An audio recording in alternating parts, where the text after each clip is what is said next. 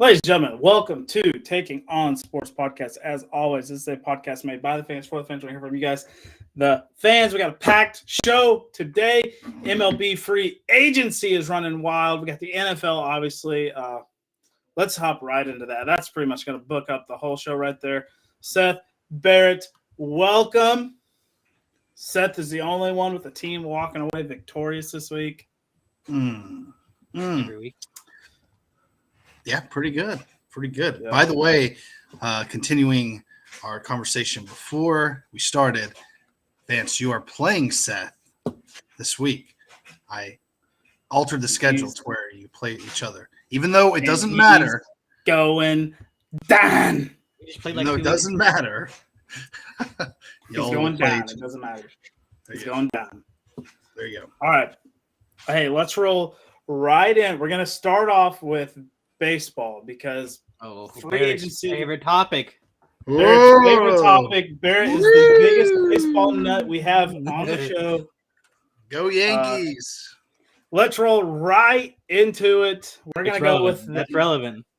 That is the big signs. We're going with the big signs. There's a couple smaller ones that are still relevant, but they don't deserve captions, but they'll get up there. Seth, we're going to start off with you. What does Jacob deGrom mean for the Rangers who get him on a massive deal? Let me get the exact numero for you here. 5 years, $185 million. Can be a total deal of a 6-year option, $222 million. What does that do for the Rangers right there? It proves that the Rangers want to compete. I mean, they went and got arguably, when he's healthy, the best pitcher in Major League Baseball. I mean, that's hands down. When deGrom is 100% healthy, he's the best pitcher in Major Leagues. Easily, and this just proves that the Rangers they're trying to win. I mean, I told you before we came on that they, the last couple of years, that's all they've drafted in the first round was starting pitching. They got Jack Leiter, Al Leiter's son, former great MLB pitcher. And then they went and got Kumar Rocker last year, who was his teammate at Vanderbilt. So I'm pretty sure it's Vanderbilt. I hate saying stuff on the pod and probably being wrong. But so if they work out, I mean, those two guys were projected top 10 picks, and they got them in back-to-back years. So pitching is going to be very good into deGrom's contract. I think he's 34. So you're paying for some pitching into late 30s, but whenever it's deGrom, you got to take that chance. And I think $185 million at 5 years was a pretty good deal. I would expect them to sign at least one outfield piece before this is all said and done. I think their outfield's a little weak with what they got, but they're spending money. And if you're a Rangers fan, you have to be happy about that. Absolutely. Barry, any thoughts? I mean, I know who deGrom is. Like, that's a pretty big name. So good for the how good were the Rangers this year? Were they bad? Poverty. Yeah. So do they need more pieces or what? They need a lot. They kind of need a lot, right? So pitching is their main priority right now. And boom, got their ace. Like Seth said, they got two guys coming up. One has an elbow injury right now that he's working through. They come up, move them up to the major roster. Boom. Starting pitching is solved. Get you a solid closer, right? I don't know who the closer is. Should have done a little more research on that. But rotation was bad all year. Rotation was really, really bad. They have to work on the bullpen. They had Perez. He's good. So how many overall wins would you say deGrom adds just by himself? At least 18. Okay, I mean if he pitches a full easy season, yeah, 18. I mean, okay, 18, that's a big that's jump. a lot, Vance. That's a big jump. That's a big jump.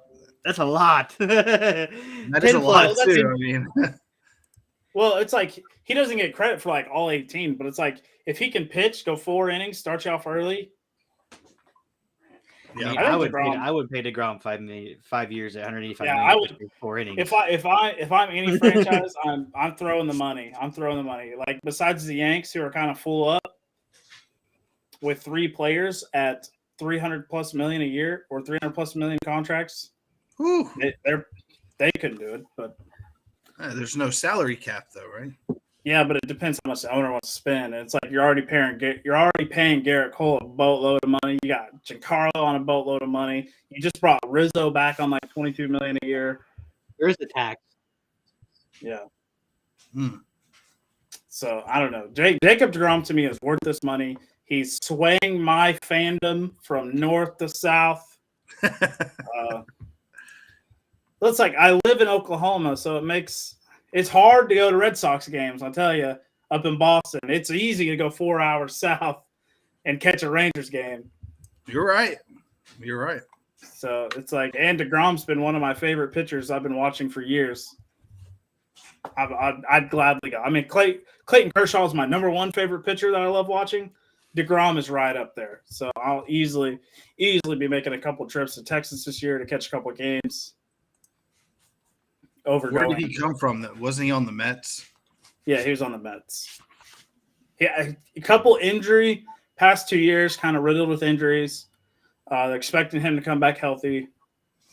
So I love it. I love it. If I'm a franchise, any franchise besides the Yanks, I'm making the call.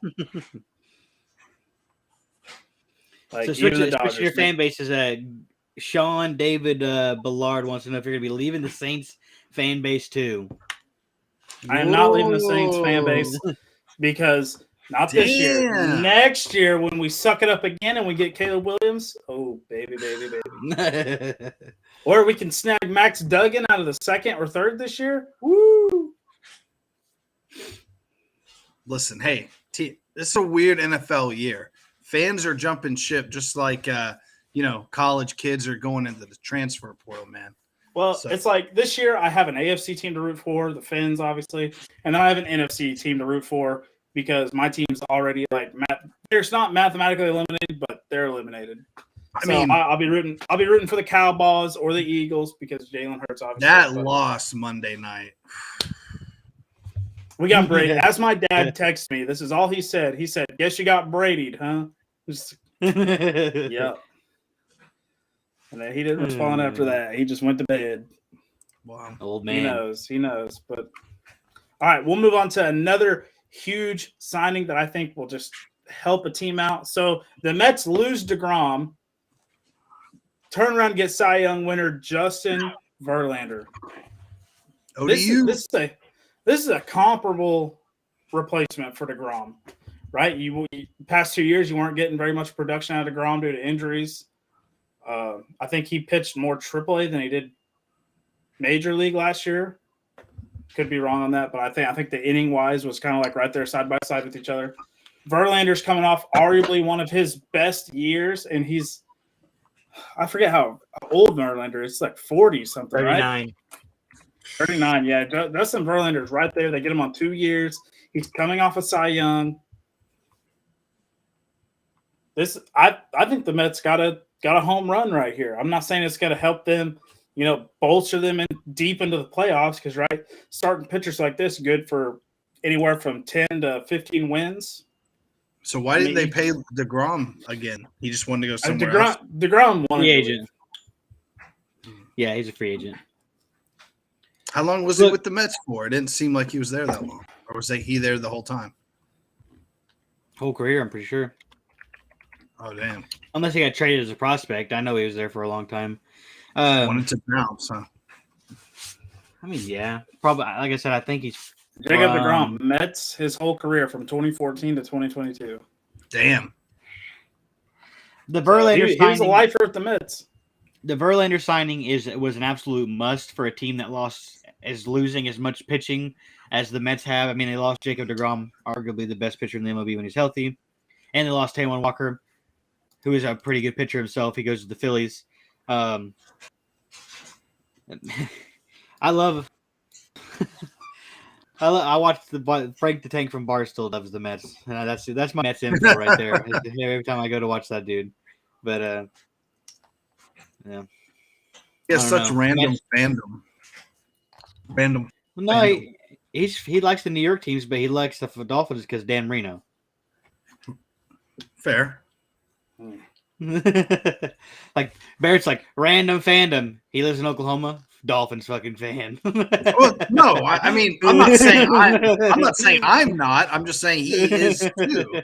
Oh, I am like total random fandom, but he seems it's just random for him because I mean he's like a New Yorker through and through. It seems like, and then Miami's just kind of, but you know, yeah, that's his reasoning. Don't you like the Dolphins because of Dan the Man? Dan the Man, yeah, colors, Ace Ventura. So yeah, I mean, you know, I don't know. Was I talking to you guys? Was it last week? I was talking to somebody, dude. I was like I said, I was so close to being a Steeler fan. I mean, that would have been like 3 Super Bowls already because my I was like, you're talking a couple Super Bowls for the rebuild here. Yeah, so that I mean, but it is what it is. Franchise quarterback for 18 years. Sick. Can't beat that. I mean, you guys cycle through quarterbacks more than. Never mind. Let's not go there. Look like a dirty joke. But let's keep it out of it. Next big signing. Another big signing. We're saving a big one for last. But the Phillies get a massive upgrade with arguably one of the best shortstops in the league. They bring in Trey Turner on a massive haul, $300 million for 11 years, which includes a no-trade clause. This is a huge sign. After a team that just fell short, in the World Series, this is a massive signing. Now, they still need to go get a couple more pieces, right? Rotation. Maybe bring another ace, right? Nola's still there. Get you another one. You know, spend a little bit of the money, Philly. You're loaded. You're one of the richest franchises in baseball history. It's like, I mean, they got to get a bullpen. Yeah, go get the bullpen. Let's get it bolstered up. That team is ready to compete. We saw it last year. Bryce Harper's on a different level. He's one of the top 5 best baseball players in the world. Get him there. Trey Turner's top 15, top 20 baseball player in the world in terms of field position. Massive signing for the Phillies. And I think this puts them right back in the world title contention. Seth, what do you think? If not better than World Series contention. I mean, they made it there off of the roster they had, and they're only bulking up. Trey Turner they got him for 9 years. That's a 9-year guy that you could start at the leadoff position. 11 years. Oh, 11 years. That's an 11-year guy you could put at the one hole every single day in, day out. I don't think he's a guy that misses games that much. Probably the fastest man in all of baseball as well. Great on-base guy. Hits for average. You know, he's not a lot of home runs, but you don't expect that from a guy that's like his stature. Yeah. That's the type of guy you need in front of Bryce Harper that can get on base, swipe you a bag, and then Bryce is going to drive you in. 8 out of 10 times. Trey Turner did have a career high 21 home runs last year.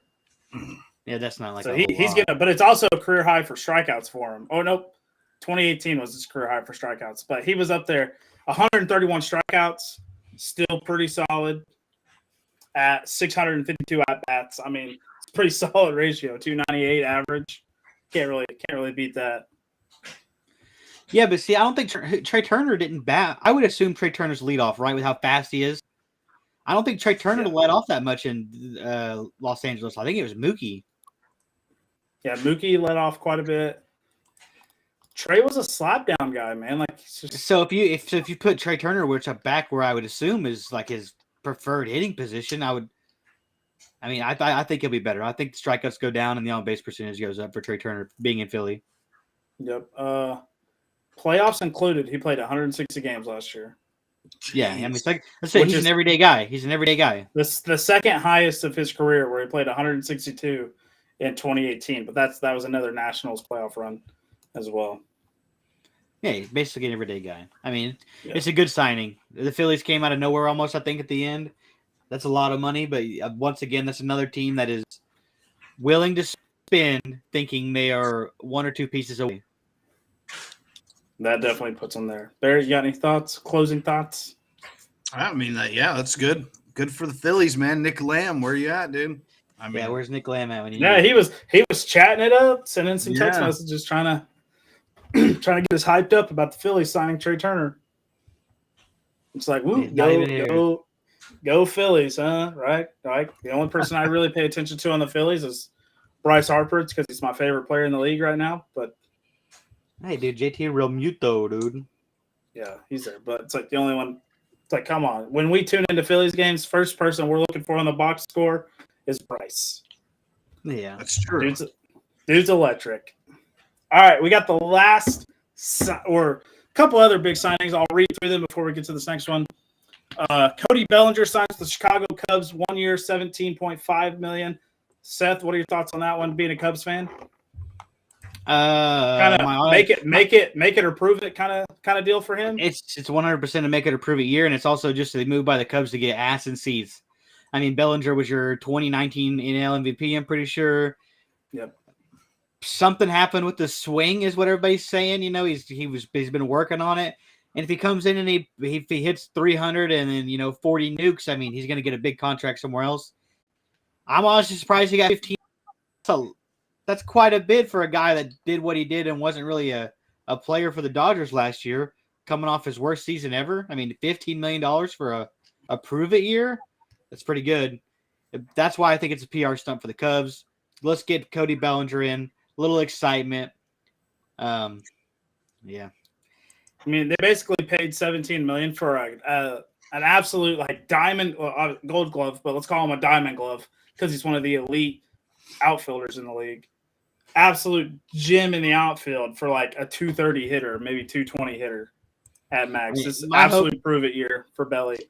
The prayer for my Cubs fandom is that he ignites here in Chicago or there in Chicago, and he says, I did really good here. I'm going to sign a multi-year deal worth a bit more money.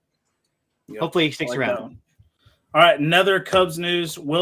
Catcher Wilson Contreras leaves the Cubs, the last piece of the championship team, the 2018 championship team. They are all gone off the roster. He signs with St. Louis for $87.5. I mean, 5-year deal, Seth. Any parting thoughts for old Contreras? Not part of the timeline. So it is what it is, man. He was a part of the championship run. He's almost 30-something now. He's an amazing catcher. He'll make the St. Louis Cardinals instant World Series contenders, in my opinion. But not a part of the timeline, not a part of the rebuild. You would say Bellinger shouldn't be either, but Bellinger is younger than he is, and outfielders have probably a little bit more longevity, But 1-year deal also, so. And then another big-time signing, Japanese star outfielder. Do you know how to pronounce his name? Yeah, go for it. Masataka Yoshida. There you go. Hey, nice. There we go. Right. I don't know if it's right or not. I don't know if that's right or not. That's perfect. They posted earlier today that he had a 30-day window to sign with an MLB team. Significant interest, 29-year-old, hit 335, 80 walks, 41 strikeouts, and 500-something at-bats, which was the lowest. Even in the MLB, there was only one other person, that was Luis Alvarez, that had that at-bat count with those strikeouts. He had less strikeouts. But he signs a 5-year deal, $105 million to the Boston Red Sox, which, holy fuck. Here I am, deGrom gets signed, I move my fandom, and then the Red Sox actually spend some money 2 years in a row. Insane. But hey, what happened? They let Xander, but they were just in the world. They were just in the ALCS, just like that's what I'm saying. I thought they've always spent money though. Why all of a sudden are they just now spending again? They don't. They spend money on pitching, right? Chris Sale, David Price, prime examples. Overpaid for injury-prone players. Well, David Price fell off after he made that money, but Chris Sale, injury-prone. JD Martinez, they brought him in. It was $28 million a year. Kind of a big haul for him. They chose him over Mookie Betts, even though Mookie Betts had the MVP year. They let Mookie go. They let Andrew Benintendi go, who had a career year this past year with Kansas City. They're going to let Xander Bogaerts walk, which pisses me off so much. Wow. But they signed Trevor Story last year to a long, nice, big contract, so he'll move over and play short while they move somebody over to second. Rafael Devers is next. He's the next piece. If he's gone, it's all hope is lost for the Red Sox. There's no fucking point on them even trying to contend if they let Rafael Devers go. But Devers also didn't play up to par this year the way everyone thought he was, right? He started off the year hot, right? If you go through the first half of the season, he was top 3 in home runs, had like a 320 batting average. Then he finishes off the year with like 28, 30 home runs, which is still a very good number to hit in terms of home runs. But his batting average fell, his on-base percentage fell. It just wasn't – he didn't finish the year off strong. And ultimately, the Red Sox didn't make the playoffs. Actually finished last in their division. But that's also due to the Chris Sale kerfuffle. So it is what it is. And we also lost Nathan Eovaldi last year. This year we're going to lose Pivetta. So we lose our ace from last year, Eovaldi, because Sale ain't pitching. We lose the guy that pitched the best for us this year in Pivetta. So Red Sox, good job on spending money on the outfield. But, man, bolster that bullpen or you got nothing going for you. Man, that must suck for I don't know. It feels like it with Major League Baseball and some of in the NBA. Like there's just teams that aren't going to have a chance. Whereas NFL, I mean, did we see a lot of certain teams doing well, certain teams shitting the bed? Like it just seems like, and I don't watch a ton of baseball, obviously, but it just seems like there's maybe 5 to 10 teams where you just based on their roster and how much they spend that they are not going to compete. I mean, is that true? Or every now and then there's maybe like a Cinderella type, but for the most part, you get guys that come up like the Marlins. Nobody really expected them to be a playoff team this year. They kind of turned it around. Their bullpen came absolutely on fire in the second half of the season. Their batting bolstered up from like an average of like 202 to like 286 going in the back half of the season. Weren't they? So they just absolutely cranked them. Yeah, they didn't have. They didn't have a winning record at the All-Star break or something, or was that another team? I heard there was one. That was them. Marlins didn't have a winning record at the All-Star break, and they just absolutely came alive, torched their way into the playoffs. Lost, I think, first round, but still, like big turnaround for them. They have a lot of young prospects. I mean, they were like the youngest roster in the league this year, so they can get some pieces, really make some moves here. I honestly thought the Marlins were going to get the Yoshida guy, but because they were looking to spend. Their outfield's pretty solid, but they were looking to spend. And the Marlins aren't afraid to spend. I mean, we saw with the Giancarlo Stanton contract like 5 years ago that's still going on. That thing went for like $350 million, like 12 years. So they're not afraid to spend. And now the Yankees are kind of eating that contract. Giancarlo's had 2 down years. Man, should you talk about the Mariners? Marlins. Florida Marlins? Yeah. Yeah, the Miami Marlins. They stormed into the playoffs last year. You got me stumped. I don't think the Marlins made the playoffs. Wait, I thought it was the Mariners I said that made the playoffs. No, the Mariners also made the playoffs. The Marlins did not have a good record going in the All-Star break. They last made the playoffs in 2020. You got confused, I think.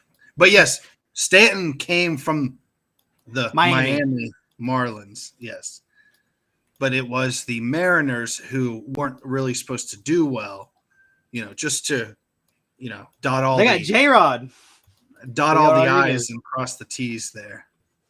I think they broke the longest playoff drought in MLB right there with that one. Yeah. Good for them.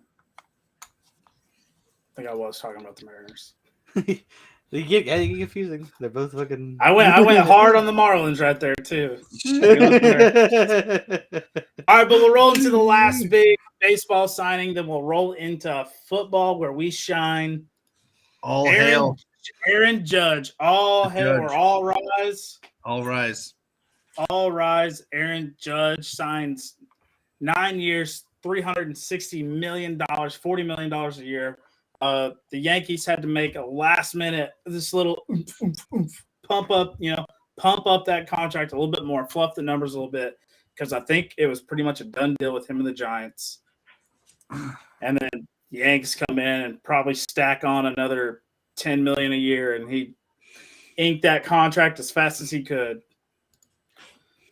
But it just shows sometimes betting on yourself kind of worth it, because he turned down 8 years, $240. Yeah, that's what I read. So, but it was one of those deals. I think it was like lose-lose or win-win, however you want to look at it. Like if the Yankees didn't get him, people would be, hounding the Yankees, and now, maybe those same people are like, oh, they overpaid, or, but I mean, you're keeping a guy that hit like, 60 whatever home runs. So how is that a bad thing? And he's, homegrown in a way, right? Like he hasn't been on another team. So he's older, but look, the way athletes take care of their 30's young. 30's young for baseball. They usually break their way into the major league roster at like 28, 29. Yeah, like Barry Bonds played till he's like almost 40 or something. So yeah. I don't know. Just the way I'm ready to see. You know who I'm ready to see get a contract? Bartolo Colon, who pitched lights out down there in like the Puerto Rico League or something. He went wild this year. He's just a seat filler, man. It's like people want to see you got Bartolo pitching against like, I don't know, probably a shit squad. But still, it's like that's a way. It's like I would pay tickets to go see Bartolo pitch at least once. Well, it's like Dwight Howard dominating in China right now, like getting triple doubles. Yeah, but we all know what he is in the NBA. Bartolo literally has a 45-minute highlight reel where if you go to Dwight Howard's highlight reel, it's dunk contest. Fair enough. Maybe a couple. Dwight was good with Orlando, dude. He did drag them to a couple. He did take them to the finals. Yeah.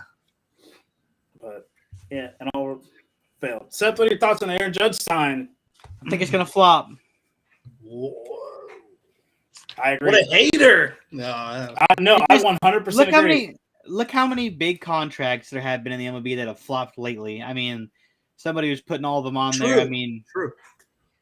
It's just hits a certain point where you got to say, am I ready to commit to a guy that's 38, 39 and is going to barely hit his weight? But those first 2 to 3, 4 years, yeah, he's going to be a wrecking ball. But 5 years into that, 6 years, 7 years into that thing, it's probably be a struggle for Aaron Judge. He could get healthy. He could hit 60 again in his late career. But the odds of that are bad. Yeah, but whenever Albert Pujols got his big contract, everybody thought, "Oh man, this thing's never going to bite anyone in the ass." But do you think it turns out as he got old? They don't care about they don't care about 6 years from now. They feel like they are in position to win now. So yeah, but why not sign guys 4-year contracts, 5-year contracts? These 10, 11, these 13-year contracts that Mike Trout and Bryce Harper got. That's worth it. Like, you think, I don't know, Mike Trout and Bryce Harper, and they're at 39, 40 years old. You think they're still going to be producing this way? No, but I don't get it. Like in 6 years, when the Yankees are struggling. And they're having to blame Aaron Judge for most of that money being on him. It'll be a fucking riot in New York because them Yankees fans are passionate. But they don't care about spending, I thought. There's no cap. There's a tax. But there's no cap. Right. So it wouldn't be Judge's contract fault. I've really never heard, like I said, I don't watch a lot, but I've never heard like anyone say, oh, this guy's making this much, we can't get this guy for certain teams. Now, certain teams that may be true, but for the Yanks, it's no problem. But still, it's like if you're in New York, Aaron Judge, 36 years old, 37 years old, we go a couple years down the road. He's batting 13 homers, 198 average. It's like they're going to fucking riot him getting paid $40 million. There's no doubt about it. That's true. They'll riot. They'll be like, why the fuck do we sign this guy long-term when he had a ceiling? I think Judge is only going to be competitive till like 34, 35.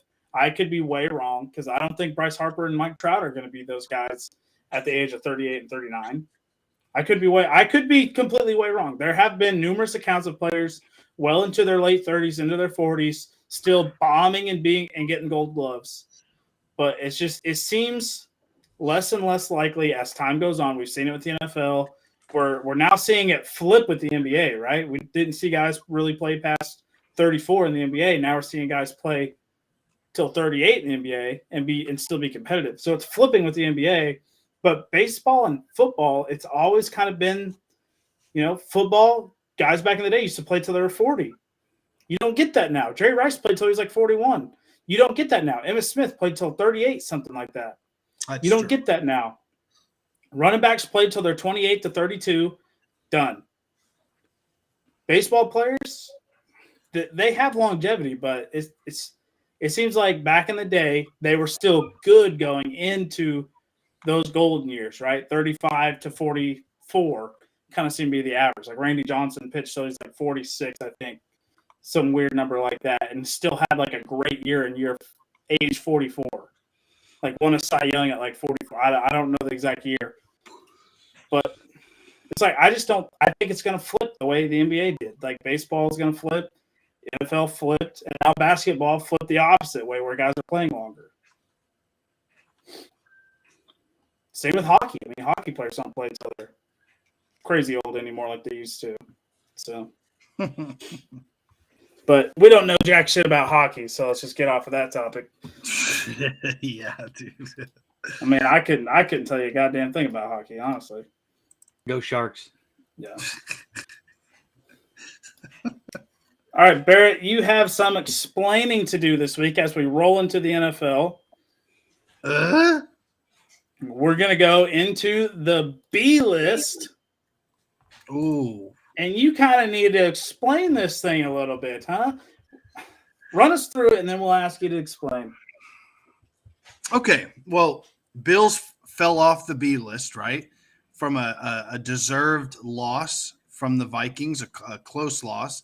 But then, I mean, they had like 2 consecutive losses. So now they've had like 2 consecutive wins. So they're back into the B list, and they just so happen to be the number 1 seed in the AFC. But you don't just go out of the B list to go, to 1, 2, or 3, okay? So let's just get to the Vikings. Vikings are a very annoying team. I'm just waiting for them to get one more blowout, then they'll never be considered again. But they just keep winning. So far, they have 2 losses. You can't hate on them for that. And you could argue that the Vikings versus Cowboys game are an anomaly. Speaking of the Cowboys, they're 2. But number 3, the Chiefs, you can't just take them off the B list because they lost a close one to Joe Burrow, who always beats them. The Chiefs have been rolling. It doesn't matter. The Joe Bengals, Burr! The Bengals have 4 losses. Okay, I said earlier that they're probably 6, but just like how the Bills can't jump up multiple spots, the Chiefs can't fall. I mean, they already fell to 3 from 1. Okay, so and you can say your piece here in a second. Cowboys just rolling, right? I mean, no argument there. They destroyed the Saturday's Colts on Sunday Night Football. I mean, it was relatively close until the 4th quarter. Matt Ryan needs to be put out of his misery. Take that old yeller to the shed. Cost me $90. This guy, yeah, get him out of here. And then Eagles, 1 loss. They did jump the Chiefs, and the Cowboys did too. So, yeah, the Chiefs got jumped twice. How much more? Go ahead. What else do you want me to do there? Let me tell you how this B list should unfold. Right? Let's go. Eagles at 1. Obviously, they're the best team in football, right? We'll really see who the best team in football is when Dallas and the Eagles do their head-to-head later this year. We'll truly see it. Christmas right? Eve. Christmas Eve. He said no. Said no. It's probably the background on his phone. It is. Look. Wow. You can't see it, but it is the background on my phone. All right, so we'll see who the true number 1 is right there, right? Number 3, move the Bills up. They have the head-to-head over the Chiefs. Right, from like 7 weeks ago. Boot them up, right? No, I can't. Bills above the Chiefs. Bills at 3. At number 4, we have the Joe Burr. How are you going to put a 4-loss team over a 2-loss team? I'll explain that the fraudulent 2-loss team here. You're going based off head-to-head here. You're going based off head-to-head. Okay, Vikings off the B list. Okay, See ya. if we're doing How you doing?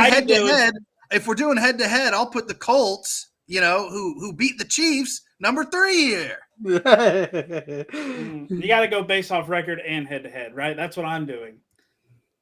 I'm not going way out of left field here. This is a pretty good list, and I'm dropping some top tier knowledge on you, right? So we'll go back. Eagles 1, Cowboys 2, Bills 3, Joe Burrow, Bengals 4, Chiefs 5, Vikings off. You know why?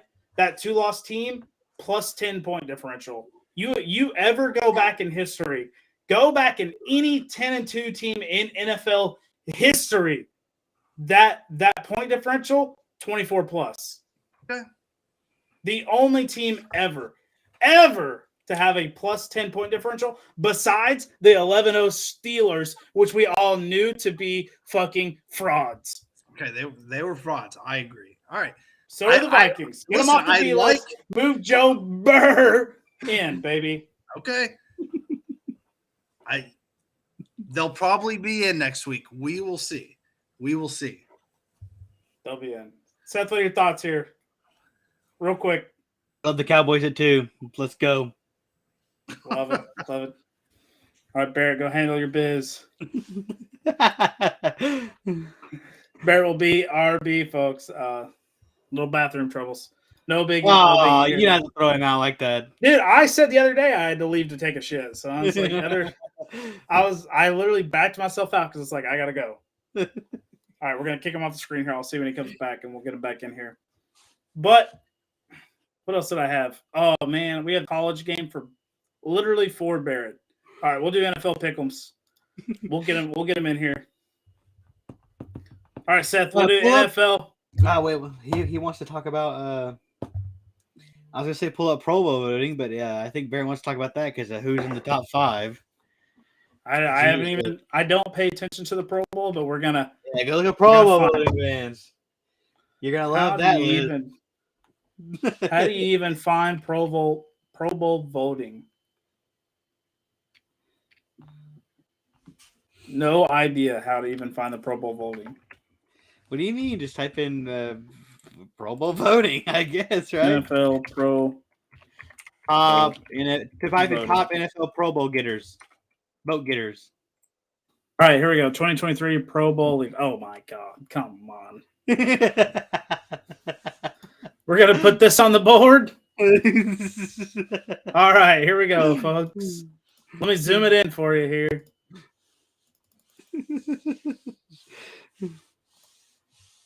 Get you a look at that, Vance. That's something, isn't it? Yeah. Oh, man. We got the gold bladder. We got a gold bladder. There it is, folks. There's the top 5 Pro Bowl vote getters. Tua Tagovailoa, of course, Miami fans are going buck wild down there. Jay Jettis, deservedly so at number 2. He'll be in the Pro Bowl because the Vikings are frauds, not going to the Super Bowl. Patrick Mahomes, clearly. The only person I think should be above him is Joe Burrow. Tyreek Hill deserves to be on this list. Like, out of everybody, Tyreek Hill deserves to be on this list. And then we go to Travis. Yeah. Travis Kelce, the best tight end in college football, in the NFL. Absolute stud here. Let me see if there's some more voting here.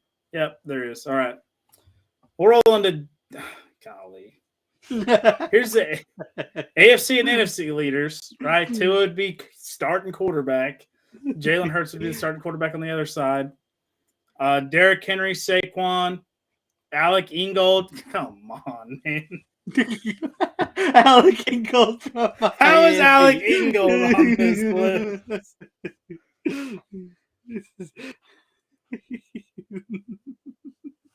Pat Ricard is literally right there in Baltimore.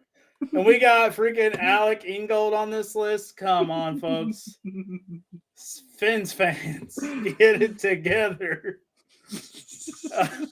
We roll down the list more. Tyreek and Jay Jettis, the 2 best wide receivers in the NFL to date. Travis Kelce and TJ Hawkinson. I like that, right? There's really not been another tight end in the NFC to produce the way Hawkinson has. Yeah, I think he's probably the best. It's kind of crazy him going from one team to another midseason, and he's top vote getter. Armstead ain't even played half the fucking year, and he's in. Insane. I can't wait for the whole offensive line for the fucking Miami Dolphins to be on. Yeah, let's see Connor Williams right here. Let's roll down here. Oh, all right. We get a breath of fresh air, right? Kevin Zeitler, Zach Martin, perfect there. Creed Humphrey, perfect. Jason Kelsey, obviously. Kickers, Justin Tucker, Brian Suckup. Let's take a look at this game, this defense. Isaiah Pacheco, fumble machine, right? I feel like there's other guys there. Do we get in a defense? Here we go. Myles Garrett, Nick Bosa, bang, 1-2. Click right there. Derek Jones and Javen Hargrave. He's had a really good year. Chris Jones, you climb. Matthew Judon and Micah Parsons, obviously, right? Defensive Player of the Year candidate with Nick Bosa. That's looking good. Nick Bolton with Kansas City going with Jordan Brooks, who I think is probably the best middle linebacker in football right now. I think Jordan Brooks is incredible. 2 rookies at corner. Yep, we got Tarek Woolen and Sauce Gardner. That's incredible. I don't know if that's ever happened. We'd have 2 rookies be starters. Derwin and Buddha. Buddha's kind of having a down year, but still very good. Derwin is Derwin James, man. Ever since he's come back from injury, he's made immediate impact on that defense. He's the best safety in the NFL, in my opinion. Oh, Tyrann Mathieu. Look at that. There. Saints get one, baby. Looky there. Tyrann Mathieu, good. Solid pickup. I'm not saying he deserves it, but solid pickup. Right? I like that. I honestly think Harrison Smith is having a way better year than Tyron Smith. Matthew. But he's just Harrison, yeah. Tyron Smith coming back. Sorry, that was one of the things I want to talk about. It's coming back, dude. So that old line for the Cowboys is going to get even better. And then we go down here to punters, Ryan Stonehouse, Johnny Hecker. Dude, Miami hates the defense, huh? Not a single vote? Yeah, Miami's Miami, if I wish Barrett was here, we could ask him. Miami's philosophy is offense is going to win you the game, gosh dang it. Yeah, I mean, they have guys like Javon Holland, Xavier out there. Can't even get Javon in there. Yeah, Xavier Howard, what the heck? He just came back, got a pick, first game back, too. I wish Barrett was here to explain himself. Matthew Slater. There's Blake. There's Blake Ferguson. Blake. Long snapper. Let's vote your long snapper in. Miami's ridiculous, man. I'm clipping this one. This one's going on Twitter. Miami's ridiculous. That's all I got to it. You guys are insane. Alec Engel, like I could be okay with the rest of this list, honestly. Like if I'm looking at it, not Teron Armstead. He hadn't even played half the year.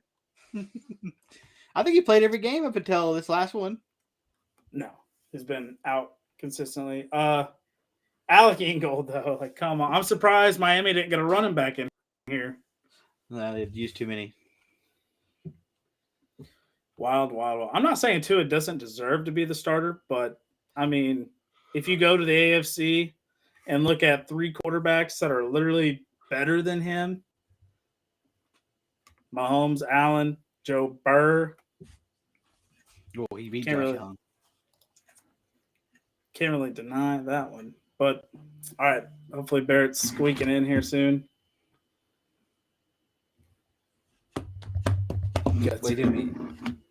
Pick'ems. Here we go. Yep. Let me get the screen back up here. All right, we'll move on to Pick'ems. So, wait. Before we do this, Baker Mayfield signs with the Rams. What do you think? Starter or backup? Baker will probably start the last whatever many games of the year unless Matthew Stafford comes back. I mean, the Rams are in 4 standalone spots. Primetime games, I'm pretty sure, too. Yep. That's kind of wild. I didn't expect the Rams to be the team to Well, this is their wash season. They don't have a chance in hell on making the playoffs.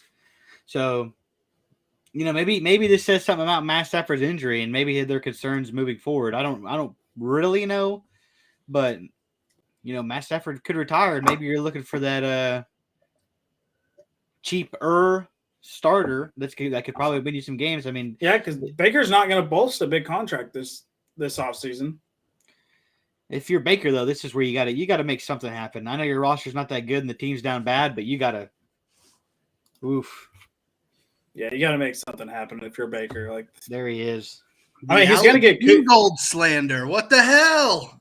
There's no way he gets in. Listen, I just want to say one thing, regardless of all the voting. Sorry, two things. Dolphins Twitter's undefeated, right? When it comes. And anytime they let them vote on anything on Dolphins Twitter. And a true AFC team fan, Seth here, Tehran hasn't missed a game except the one last week. So I knew it, Barrett. Yeah. I'm a Finns fanatic. I'm a Finns fanatic. So yeah, he left early. I guess he's playing, but every week you're like, oh, Tehran's day today. And hey. I mean, he is. He's playing props. So I mean, when he plays, he's Pro Bowl caliber, all pro caliber too, right? Yes. I think he's already got one or two All Pro nods under his belt. So honestly, I don't even know what the hell about Ingold. I mean, he's caught like a couple touchdown passes. I guess I don't fucking know. It's a fullback. Who cares? But listen, you already know it was my just funny stance. to scroll and see his name on there. You already know my stance on the Pro Bowl. I think it's bullshit anay, but it is funny. They're going to skills challenges, right? Yeah, there's flag football this year. It's funny this year. It would be cool to see Tua and Tyreek and flag. Getting them out of pads is absolutely fantastic for the Pro Bowl. Yeah. Doing skills challenges and flag football, I think is. Let's ask Barrett. Will Mac Jones make the Pro Bowl this year? Hell no. Fuck no. You heard it here, New England fans. Barrett's a hater. Let's boost them votes for Mac Jones and Bailey Zappi, please. I mean, Tua's gonna get bypassed by most other voters, probably with Burrow and Josh Allen. I don't realistically think Tua makes it, especially if he has a shaky end of season. Well, one of those three guys that you just said, Burrow, Allen, Mahomes, Super Bowl. So. Right. Tua's getting one spot, I think. I mean, highest QBR in the NFL still. True. After that debacle in San Fran. So I think he gets in. Allen does lead the league in interceptions and has kind of been the last 5 games. I mean, his team's been winning. He's been an average quarterback the past couple of games. Exactly. That's exactly. So we'll see. But it's funny. When I saw that today, I just had to laugh. Yeah, Mac Jones will be a fill-in. Yeah, Mac Jones will be a fill-in again. Dude. Shame. All right, Barrett, we're rolling into pick'ems. Here we go. Ooh. We have the Thursday night football game, the Raiders versus a potentially Baker Mayfield led. I don't think he plays on Thursday. Probably going to next week. I could be way wrong. He's at practice. They sent him the book on the flight, and he's at practice already. So yeah, they said he might play. Hopefully, Baker can you plays, make this full right? screen, you stooge? Hey, pitch and catch. That's all Baker has to do. Oh, look at this guy, Bill. Bill. Hey, what happened to the Titans, Bill? Bill, I banked on the Titans, Bill. Didn't we all pick the Titans or something? Yeah, way to let us down, Bill. Not picking the Titans this week, tell you that. All right, we got Thursday night football. Raiders versus the new Baker Mayfield led Rams, most likely. Barrett, what do you think? Raiders? Rams? Yeah, Raiders. Seth, where are you going? Rams stink. Give me the Raiders. Yeah. Hey, 3-0 since the Derek Carr crygate at the stand, man. They're getting it done. Derek Carr is going to surge his way into the playoffs. Probably finish second in that division, honestly. He might be going for MVP now.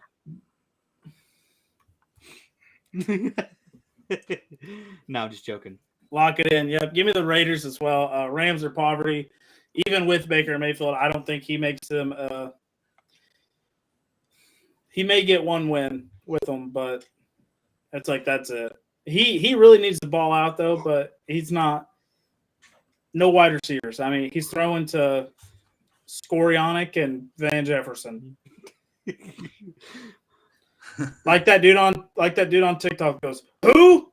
Yeah, those guys. That makes sense. Jets Buffalo does have Cam Akers though, who was with the team, then away from the team, and now he's back with the team. It's like one. Yeah. All right, Jets Bills. Bills favored 9.5. Barrett, what are your thoughts? That's a lot of points. Yeah, why the hell are the Bills 9.5-point favorites? Just because the Jets' defense is still good, I'm gonna take the Jets to cover here. Anytime you take the Jets on this show, Barry, you got to chant it. Yeah. Are you still not gonna do it? Anytime you take the Jets on this show, which I do too, so I'll chant it. You got to take the J-E-T-S, Jets, Barrett. Okay. Anytime you take the Jets, you may not take the Jets all year, but that's a division rival. I can't really do their chant. It's against the rules. Yeah, I guess. Oh, yeah. No, he's wearing Finn's gear. He can't do it. Yeah, I can't do their chant. Yes, chant. Yeah. But I will be hopping on the wagon. White has a decent game. Give me the Jets. Give me the Bills to win this game and the points. Easy. I like. Wow. Look, the Jets just came off a hard-fought victory against the Vikings, and the Vikings are frauds. The Bills are not frauds, right? Josh Allen may lead the league in interceptions, but he's tied for the lead now. Well, I think with Matt Ryan. Look, we've seen Josh Allen be relatively average the past couple of weeks. This is a big turnaround game in division rival. He has a chance to pretty much knock the Jets out of playoff contention. Right, they'll still be kind of right there in the mix, but he has a chance to pretty much knock them out. Give me the Bills. And then we roll on to the Cleveland Browns versus that bad man in Cincinnati, Joe Burr. Give me Joe Burr. Easy. Deshaun Watson's trash. He literally got carried by special teams in his defense. The only offensive touchdown or only offensive score didn't even come from his team, I don't think. No, Cade York did get a field goal.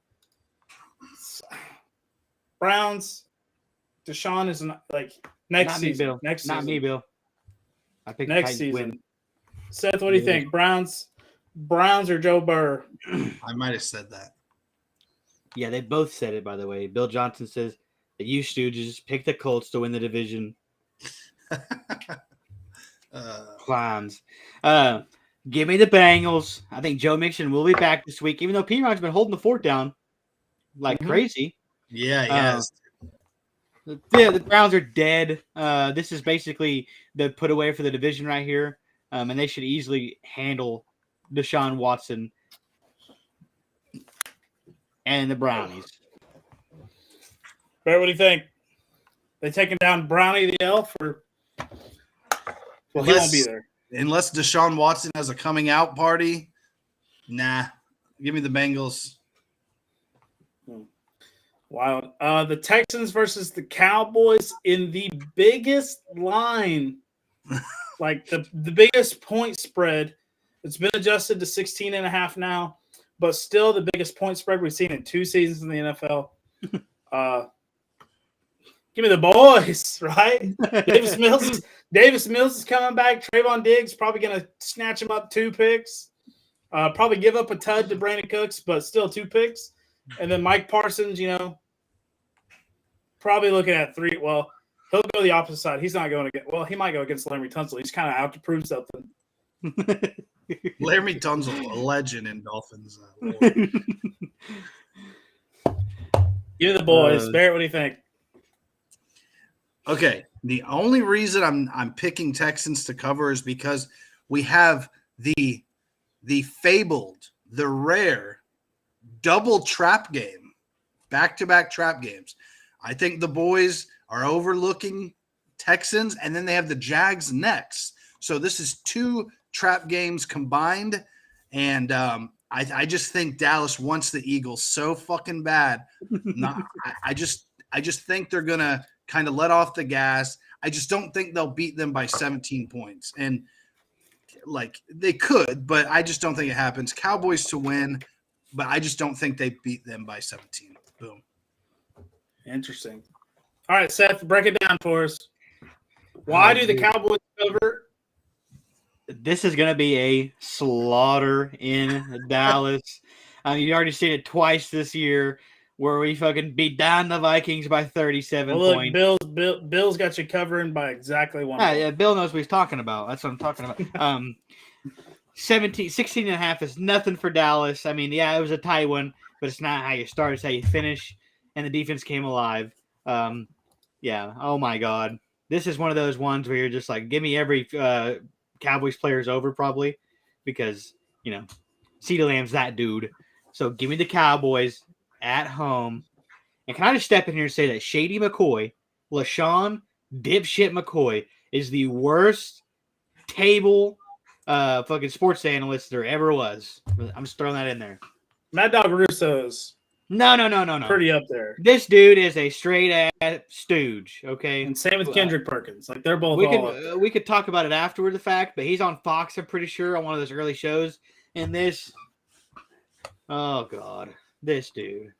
And Brandon Marshall, he's up there as well. Joy Taylor and a couple of people called the Eagles' close loss to the Colts, or close win, inspiring. And like Jalen Hurts was on top of his game and all this. You beat the Colts by 1. And then they said that the Cowboys blowout was nothing because it was all the points in the fourth quarter. Like, LaShawn, you're such a fucking stooge. Oh my goodness gracious. I wish we had a bigger stage so I could just argue with this guy on TV.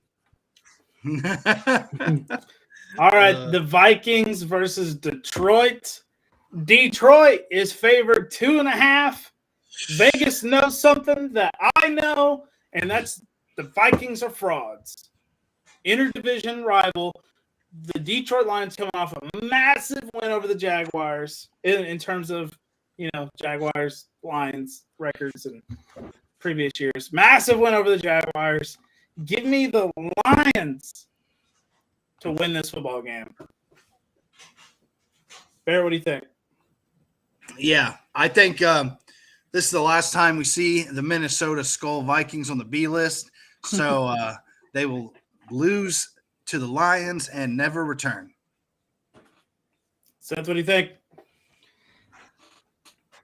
I'm on the same wagon. I think the Lions at home will take this game for some odd reason. Maybe they're all baiting us into it, but I'm not falling the other way. I'm falling into the Lions. I think Vegas could be trying to get some major money here. Yeah, so go ahead and give me Lions -2.5. All right, then we roll into the poverty Jags versus the poverty Titans.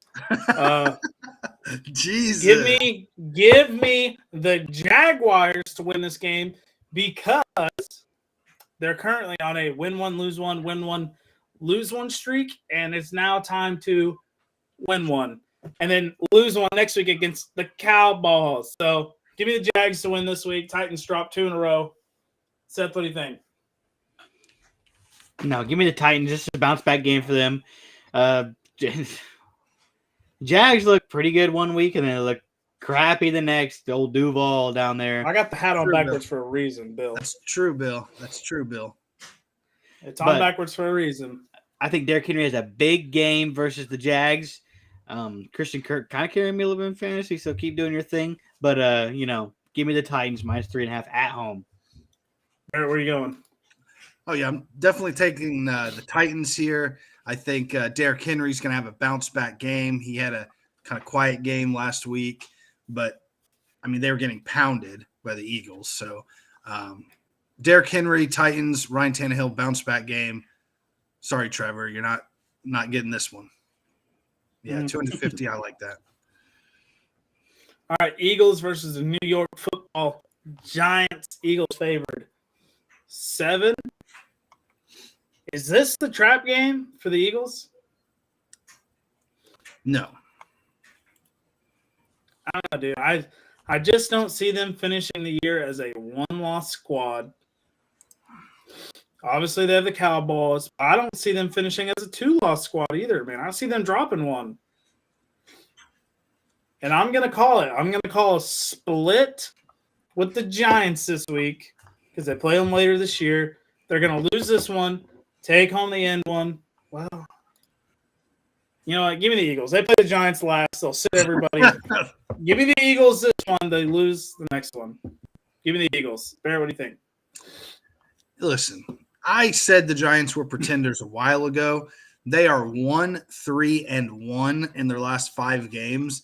There's no way in hell they're beating the Eagles. I don't care if it's in New York or Puerto Rico or Germany. Give me the Eagles all day. Seth, where are you going? Giants to cover. Eagles to win. Wow. Dang. I weirdly like it. All right. The Tyler Huntley-led Ravens rolling Pittsburgh. This is stinker. 8-4 Ravens over poverty Steelers right now, right? Did they win their last one? They're on a winning streak. I think they're on yeah. Tomlin's trying to get back to 500, man. He's trying to. Man. Hell no. They're on a 2-game winner. This game will put them 1 game under 500. Oh, but man. Tyler Huntley is leading it. They didn't score a touchdown until the 4th quarter after Lamar went out. But that was Broncos country. It was against Broncos country, and the Pittsburgh Steelers defense way better than Broncos country's defense, in my opinion. Give me the Steelers to win this game. Crazy, Vance. This is a Steelers win, but only because they don't have Lamar. Yeah. Steelers win, no Lamar. I know injuries suck, and I feel bad for Lamar, but this might hurt his payout. I'm just saying it sucks, but not going to hurt that much, but it may hurt. May not hurt at all. I don't know. Steelers win though. I like it. And then we roll into the Kansas City Chiefs, roll into Broncos country. Still not favored because Russell Wilson's just ass, right? His bathrooms are holding up 8-12 still. Jeez. Give me Kansas City to just pour it on the Broncos, man. Like maybe Broncos cover, but I'm not gonna book it. Give me the Chiefs to win out right here. What do you think, Barrett? Bill, Lamar is out for multiple weeks. So, and I agree, Morgan. I think Broncos defense better than Steelers. However, Broncos can't score any fucking points, man. These guys stink. What the hell is happening?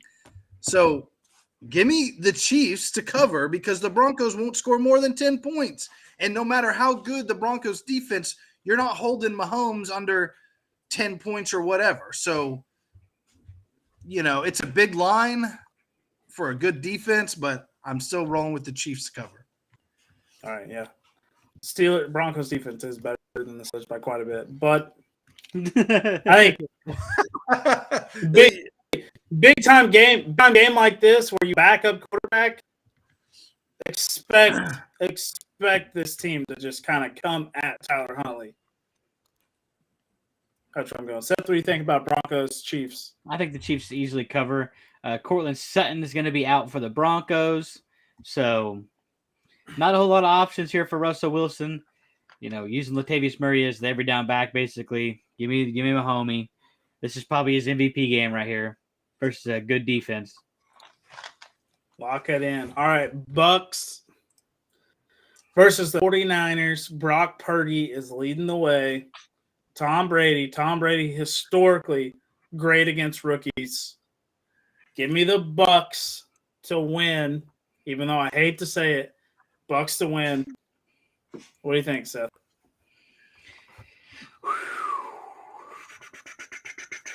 I don't know. I think that the San Francisco offense is made where a piece of cardboard to play quarterback and be successful. So I'm going to take San Francisco at home, even with Purdy. They said he's got that fire. He's got that dude. He's probably the most relevant Mr. Irrelevant there ever was. So give me the 49ers at home. The Bucs struggled versus a decent defense in the Saints this last week, and now they're playing a really good defense. So yeah, give me the San Fran. Give me San Fran. Bear, what do you think? Yeah, this is tough because on one hand you have San Francisco's great defense. On the other hand, you have Tom Brady, and then on the other hand, you have Brock Purdy. It's like, what the hell are you going to do here? And I think Tom Brady finds a way to win. Give me the Buccaneers. Insane. All right, Carolina going with Sam Darnold against Geno Smith and the Seahawks. We've kind of seen Geno come back to earth. Right, he's not really still putting up solid numbers. Let's take a gander at his last game because I kind of look at this before I move on. 3 touchdowns, almost 400 yards passing. Damn. 116 rating. But no Kenneth Murray this week. Barely had Kenneth Murray last week, but they played the Poverty Rams. Kenneth Walker. Yeah, Kenneth Walker. I don't know why I said Kenneth Murray. Kenneth Walker, sorry. They're going to go with DJ Dallas at the starting running back this week. I just imagine them to sling it and say what you will, man. I don't trust Geno to just go out and sling it. I just don't. We've seen it year in, year out. This year's been kind of different. But I think if you put him in back-to-back games where he's forced to sling it, right? He was forced to sling it last game due to the running back situation.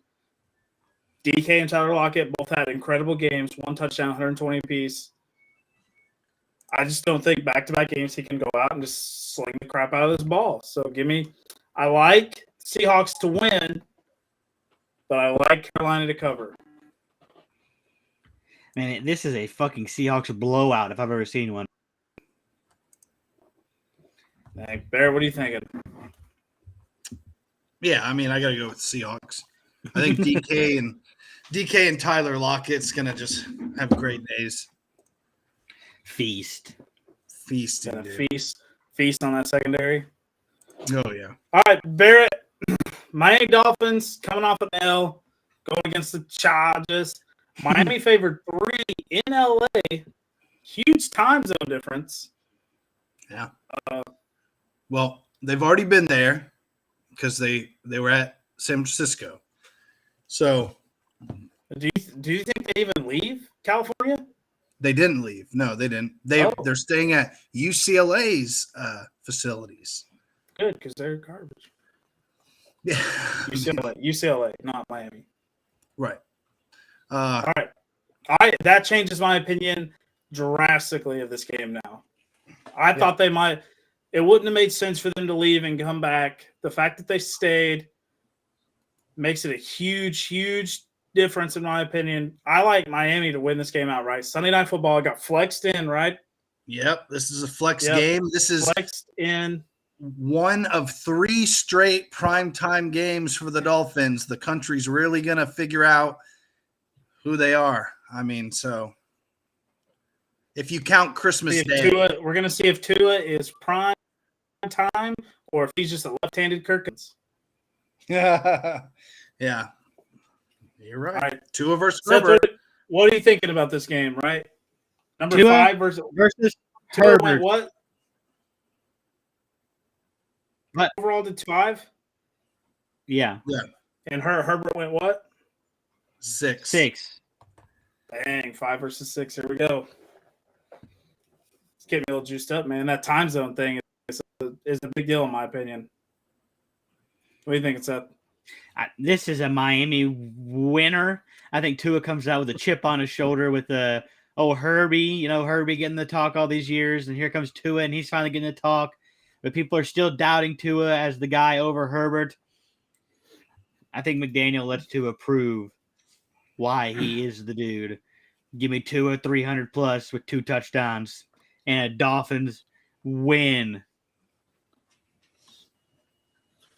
All right, if we kind of take a gander at the Chargers schedule, right? Win, loss, win, loss, win, loss, win.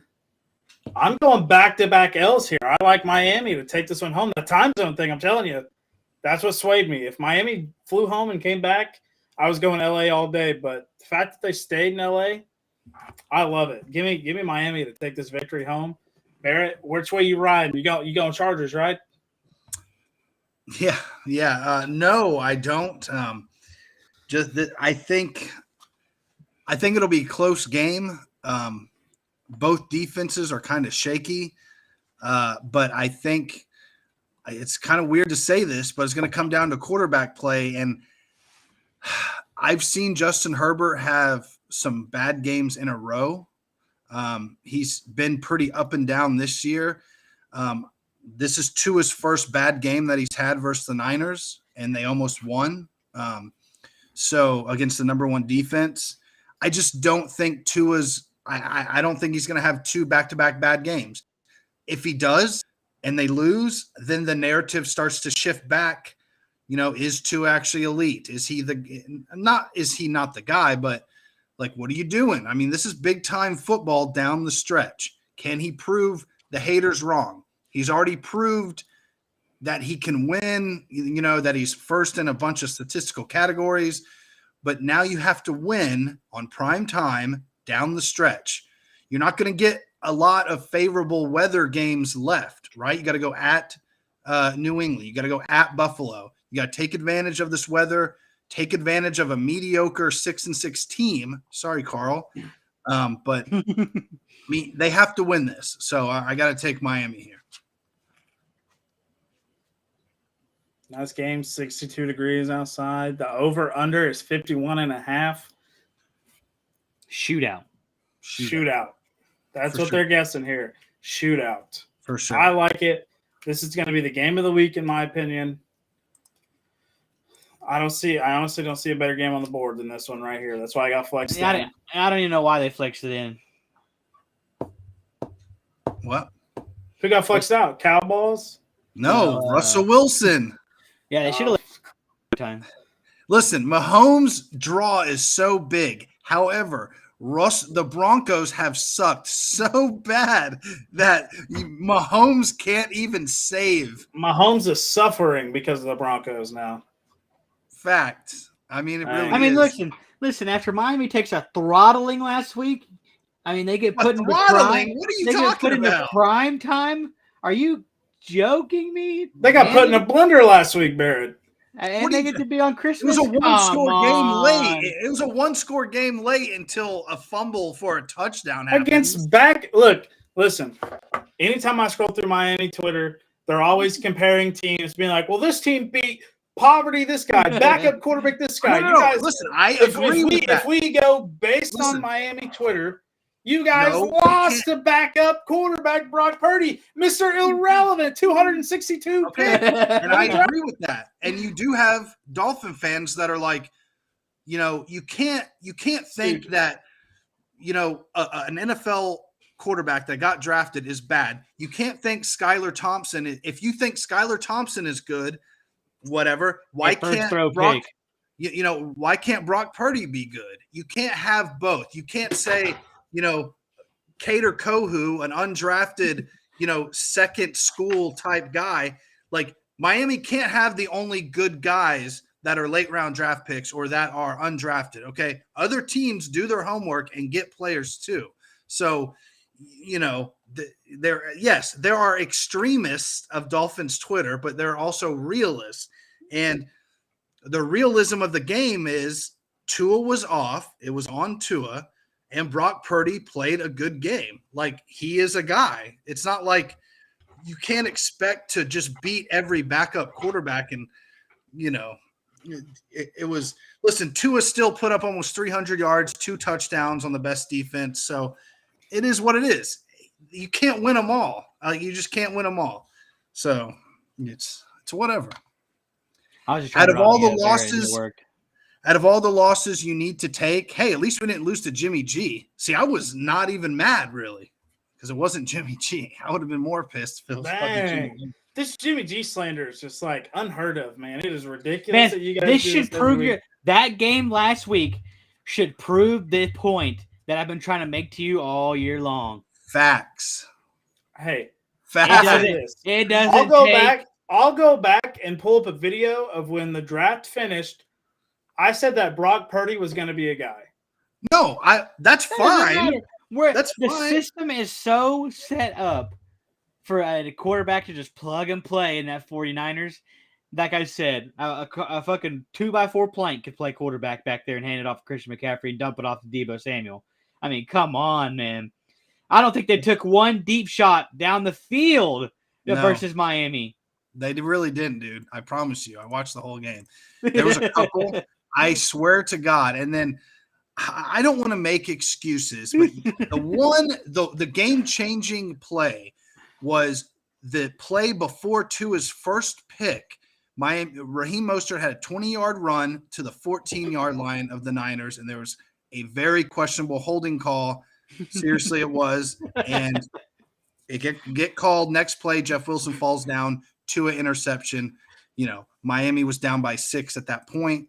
I mean, that was huge. So it's whatever, but I'm not going to – Tua just played bad. He was missing crazy throws that he always hits. It was very uncharacteristic, but everyone has a bad day, people. Like, I'm not mad about it.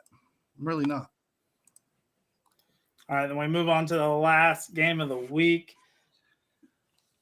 The Belichick-led Patriots into Arizona on Monday Night Football. New England favored 1 point in this contest.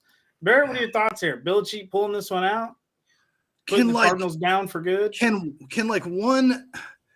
somebody just beat them when they're down? Patriots, I think, have lost 2 straight. Can an NFC team, can Kyler Murray just snap out of it and just win a game? So I'm going to pick the Cardinals on hoping that the Patriots just don't win another game. Straight up. Well, I'll go Patriots in prime time. Don't Fair lose. enough. Give me the Patriots to beat down Kyler Murray. Unfortunate, we got to see an OU quarterback get beat down like this, but it's going to happen. Matthew Judon's going to feast off that tackle situation. Pass. I like the Patriots. Give me the Cardinals. Dang. Quick and easy right there, folks. All right, into the NBA. The Thunder are getting a little warm, huh? Hey, telling you. Listen, I think SGA has scored 30 points 7 straight games. He has 23 right now, 9 minutes left. Thunder are down big, but they're 11 and 13. I think they're doing better than what we thought. When does bowl week start? I have no clue. In a couple of weeks. Okay, because I was going to say. I do have one more graphic for you, Barrett. Okay. We're going to roll into this game. Navy versus Army. Yeah, I thought you were going to forget. I forgot. Nope, I had a graphic made for it because I almost skipped over it, but I accidentally scrolled over here on my the Army-Navy game. So, hey. Army-Navy. Navy favored 1.5. These quarterbacks do not throw the football. Never do. Never do. Insane amount. They have won multiple games this year where they have attempted 1 or less passes. Where are you going, Barrett? You're Army through and through here, but yeah, I got to take the Army in a close one, maybe by a field goal or less. Hey, those Navy NASA helmets, though, they are on point. It's definitely a battle of uniforms because these teams stink this year. Sometimes they can be good, and it's kind of Army, though, if they do win, they get into a bowl game because they're 5-6. So I got to take Army to pull it out and get a bowl game, even though they've already made the bowls. How does that work? Oh, don't they play in some Patriot Bowl or something every time if one of them makes it? I don't know. But, yeah, give me Army here. Give me Army. Seth, where are you going? You like Army or Navy? For our friend Barrett. You don't have to go Army. Listen, I know we have our friend Nick Lamb who was Navy, right? He was a Marine, but yeah, Navy. Go Army, beat Navy. That's right. All right, Nick. Unfortunate for you. Go Army, beat Navy. Oh shit! Man, unfortunate for Nick Lamb getting no love here You have to today. find it. You have to, one of these days, you have to put the old young Rotramel on the ESPN broadcast on the pod. Oh yeah. Well, yeah. Maybe if Army wins. But I was gonna say maybe we should for next Wednesday get like a primer for the bowl games. Maybe like your most competitive bowl, the biggest blowout that will happen, and the most intriguing, something like that. What do you think? Because we have a couple weeks. December 11th. So next week wait, what? Next, it's this Sunday. Wait. It says the first one's Friday, December 16th. Is that what you're seeing? Oh, it just says December 11th through January 10th. Okay, yeah. So December 16th, we have a week. I'll get a nice graphic made up with some competitive bowl games. I mean, we got some bangers. So we'll definitely go over the bowl games for sure. Because there's one that I don't understand. There's one I don't understand, and that's OU versus Florida State. I don't get it. The Cheez-It Bowl. Wow. Why did we get matched up with 9-3? They're 9-3. Why did we get matched up with 9-3 Florida State? We're 6-6. I'm not. Is it because of the name? Like I thought we were going to get matched up with Syracuse. Honestly, I did. But we got matched up with Florida State. 9-3 team. There's qualifications to every bowl game. It's like number 2 in the ACC versus number 2 or 3 in the Big 12 or something like that. And do you agree with the top 4? The Cheez-It Bowl gets to pick who they want, and Oklahoma is a big brand. So yeah, like why didn't we play 6-6 Florida and Oregon State 9-3 play Florida State 9-3? I don't know. Because it's from conferences. It's not like they're from different conferences. No, like every bowl has a specific conference they have to get a game out of. Like by conference record and where you place in your conference. Oh, that's right. Yeah. Orlando, Florida. Fuck, that's a home game for them almost. A little bit of 2000 national championship action, dude. A little bit of this, huh? Oh, yeah. That's a damn. Isn't Deer a Florida State fan? Yeah, our buddy Deer. I'm gonna be texting his garbage ass. What day is that? I might see 29th. We should get up for that game. 29th. That's a fucking Thursday at 4:30. God dang. I won't be home that day. So. What the hell, dude? I'll be here in Cornhuskers County, Nebraska. Oh man. Hey. I'm down here at the corn, dude. Or up here at the corn, I guess. Hey, Brent is a Cornhusker. That's where he got his degree from. Oh, Nebraska. No wonder that dude has a hard time putting a sentence together on the pod. No, just kidding. All right, that's all I got. That's all I got. Next week we'll go over bowl games. We'll get buck wild playoff scenarios. There's only a couple this week that are really in tune. Minnesota can win with the Detroit. Like if they beat Detroit, Minnesota clinches. Wow. There's a couple other ones. I just want to say this. For all the Dak Prescott disbelief out here. Since Dak Prescott returned, first in TD drive percentage, first in points per game, and second in yards per game on offense side of the ball. Dak does what Dak needs to do. He's worth the money. So I don't give a damn what LaShawn McCoy says. Yeah. All right. Call him out. And grease LaShawn McCoy. Yeah, Stooge of the week goes to that guy. All right. We'll catch you guys on the next one. Peace. See you. Ladies and gentlemen, as always, thank you for tuning in to Taking On Sports Podcast. You can catch us on Spotify, Apple Music, and Amazon Music. We'll catch you on the next one.